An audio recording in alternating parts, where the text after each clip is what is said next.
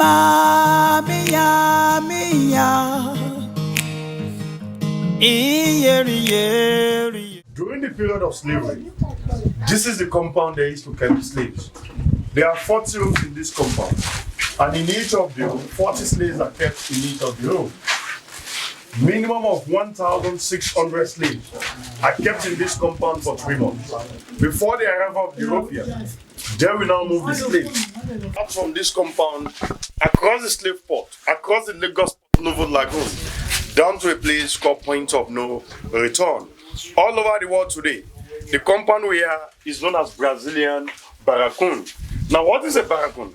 A barracoon is a Spanish word meaning a slave cell where they used to keep the slaves. Barracoon means a slave cell where they used to keep the slaves. A majority of the slaves taken out from this compound were taken to Brazil, and that is why this compound remained Brazilian Barracoon. Here is the cenotaph of the man who owns this compound, called Seriki Williams Abass.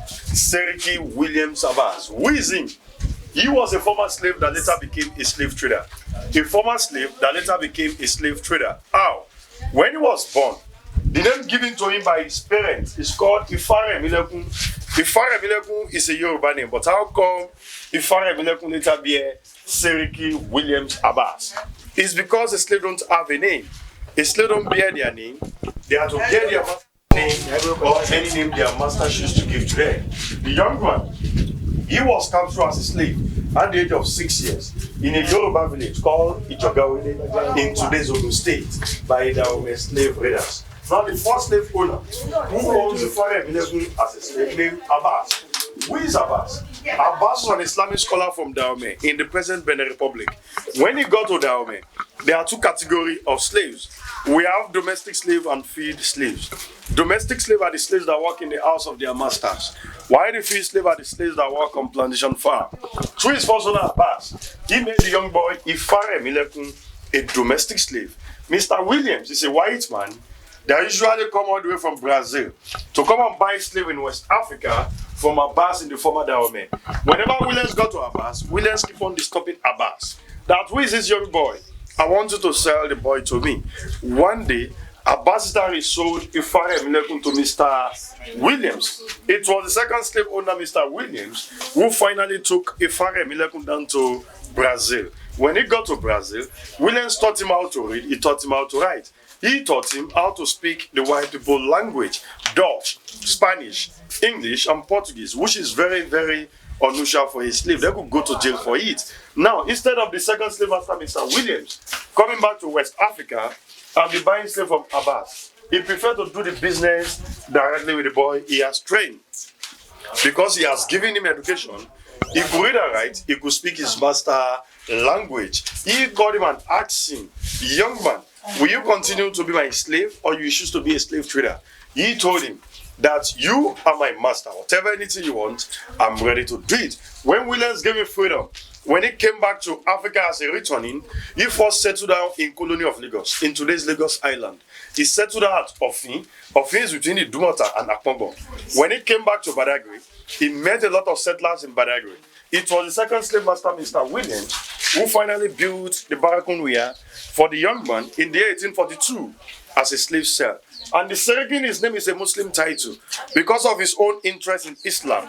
The Muslim community in Badagry Kingdom, they made him the Seriki Muslimi of Badagry Kingdom in the year 1895. And that is why he bear Seriki Williams Abass. The name of the first slave owner, the second slave master, Mr. Williams, and the Muslim title given to him. Don't forget, Barracoon means a slave cell where they used to keep the slaves. Now look at this two entrance door, the two doors. It is called cowrie. Yoruba call it Oweyo. This is called cowrie.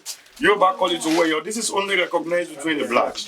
When the white people came, they refused to accept this from we the blacks as a means of exchange, and they now said we should practice a trade called trade by barter. And trade by barter simply means exchange of goods for goods, but then it was exchange of human beings with all these items. A value of an umbrella was 40 human beings. The value of an umbrella was 40 slaves. The only surviving umbrella, when you go into the cell, you are going to see it. A bottle of liquor go for 10 slaves. A bottle of gin was used in exchange of 10 human beings.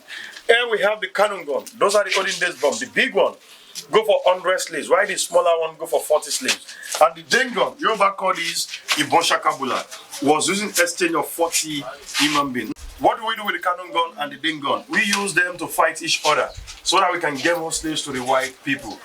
Ceramic gold, breakable plates in our houses, Yoruba call it abojeun. The value of a plate was 10 slaves. The mirror and the waist bead, it depends on how you bargain, how you negotiate with the European. The kettle and the brass dish was given to Seriki Abass as a gift by his Brazilian friend and his German friend when the man became the Seriki Muslimi of Badagry Kingdom in the year 1895. Now, the National Commission for Museum and Monuments, through the former president of Nigeria, President Olusegun Obasanjo, commissioned 2 slave cells in this compound as a monument. Let's see where 40 slaves have been kept for 3 months. Sometimes they use it as native palace for councils of others. And that is Sharia. Whenever you want to pass his judgment, that is where he comes out from, and he passes his judgment here. And he has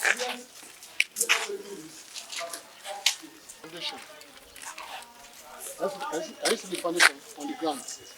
That is the bomb bricks on the ground. That is the foundation of the upstairs where Seriki lives. June 11, 1919. So any question about that before we move on? No, sir. All right. The question is, sir, how many son or daughter? Okay. I wanted to ask, the year it was abolished, the slave trade was abolished. What was his response? Since he also participated in the slave trade, did he apologize, or what? How does he feel about it? Since he died at 1919. Okay. So good.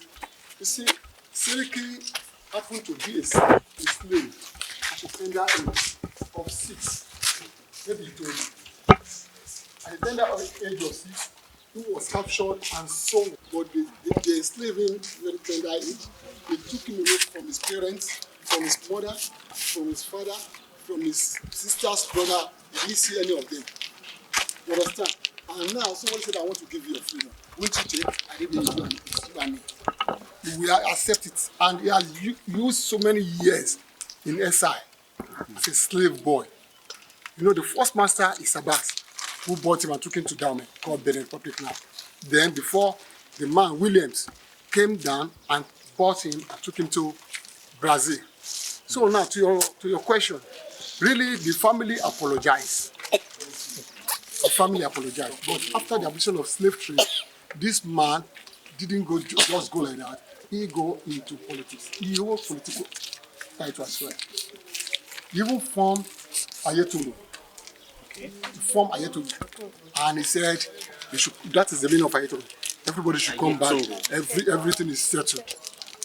So that's the meaning of Ayetoro. Even making in Ayetoro. okay. They freed him on one condition, that, you know, that man, Mr. Williams, taught him the slave trade business. He sent him to school and taught him the slave trade business. And now said, I want to give you your freedom on one condition. I will send you back to your country, we'll help you to build this place, acquire this land, then you will get a slave for us. The chiefs in Badagry, they have their own share.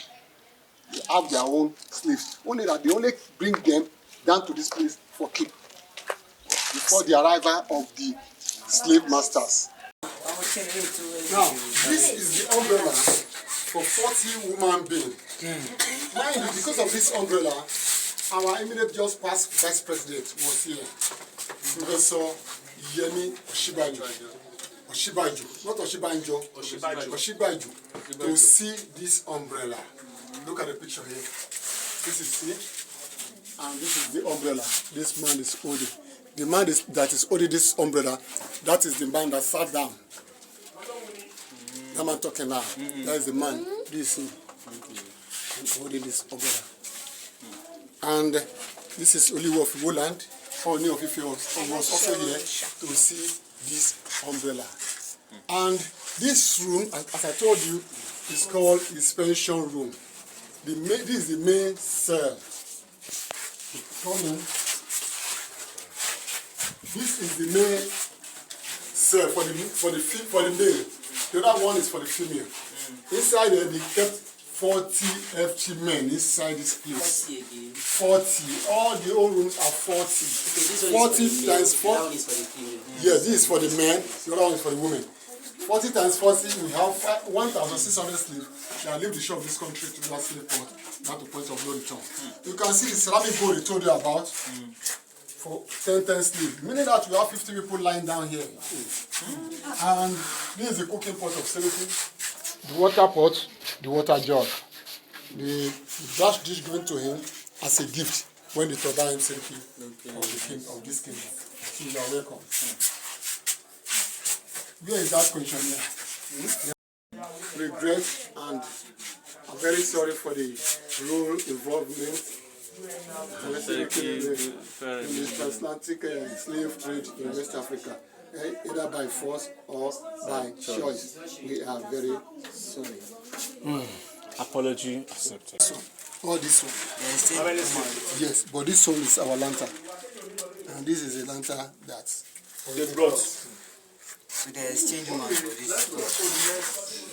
For them to snap you. See, couples trying to run away, they use dogs to chase them. This is how they line them up, going to point of no return. The sorrowful tears in the Barracoon, that is where they proclaim liberty, freedom. And here, these are some of the returnees. Even in Lagos Island today, here's some names. They are not tally with our names. Moloni, Campbell, Cowrie, Sandros, and so on and so forth. They are all slaves. When they return them back, all of them based in Lagos Island. And the architecture of their building, when you see those buildings, you know that it is from Brazil architectures. Even the mosque or the church. So now, this is where the slaves will walk back and they hung their masters. And this is a story building that collapsed over there, where Seriki lives. Okay, this one. In this place. Yes. Is that the first story building? No. Okay. Where Seriki lives. And that is the entrance door of the story building. The entrance door. Jesus. We stay inside there. And this is the iron concreted sheet I told you about. That they use to roof this building. Iron concreted sheet. So, inside this cell, some of them suffocate inside and die because the heat and the odor. There's nothing like I want to poo-poo, I want to wee-wee. They do it on themselves inside here. Do you understand? Even the women, they menstruate on themselves. They don't allow them to clean up. Inside this place. Like this. Yes. Look at the window. Look at the ventilation. The small window they have. They don't look at them as human. And we keep them here for good 2 to 3 months before the arrival of the slave masters. 2 to 3 months. Yes. But they don't feed them. They ate once in a day and drank water once in a day. The slave ate once in a day and drank water once in a day. In a big bowl, maybe they might have shown you over there. Yes. Where they drink water. And by drinking the water, they even push themselves, they injure themselves. The blood of Mr. A will enter inside the water. Mr. B will drink. Mr. C will drink. Because if we don't drink that water, when that water finish, that is all for the day. So thank you very much. Leke leke, kare.